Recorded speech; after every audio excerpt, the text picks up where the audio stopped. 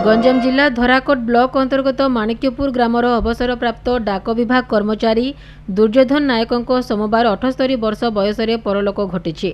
मृत्यु बेलू पाखरे पुओ झीओ बहु और नाती नातुणी माने उपस्थित थिले। मृत नायकों इच्छा को सम्मान जणाई तांको परिवार सदस्य माने मृतदेह को ब्रह्मपुर एमकेसीजी मेडिकल कॉलेज को दान करथिले।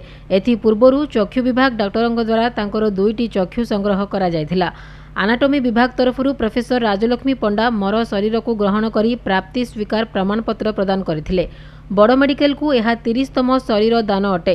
राज्य में सर्वाधिक शरीर दान कराई ब्रह्मपुर एमकेसीजी मेडिकल कॉलेज ए क्षेत्र में रेकर्ड सृष्टि करिछि।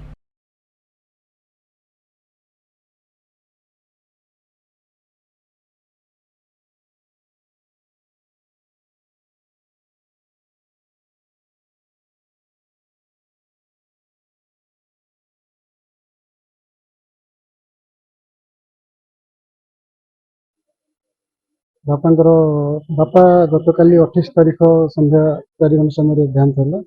देहांत मर शरीर को मेडिकल कॉलेज को दान करने बापा शेष था। बापा जीवन में डाक विभाग कम कर लोक समाज कम करुले। इच्छा था मलापर मत सबको नष्ट न कर बड़ी को समाज कल्याण लगे मत कहते तेणु कथा रखी मुझे शेष इच्छा को पूर्ण करी। जो बॉडी देउछन्ती एनाटॉमी डिपार्टमेंट को याकू मिसेकी प्राय एटा 30तम कहले चले। बहुत जन आसिक मृत्यु पर 2 जन डाक्टर मध्ये देइछन्ती आ जने डाक्टर पत्नींकर भी अछि। आ ये जन जो दुर्योधन नायक 80 वर्ष से माणिकपुर सुरडा पाखरु गत काली तांकर मृत्युवरण हेतला।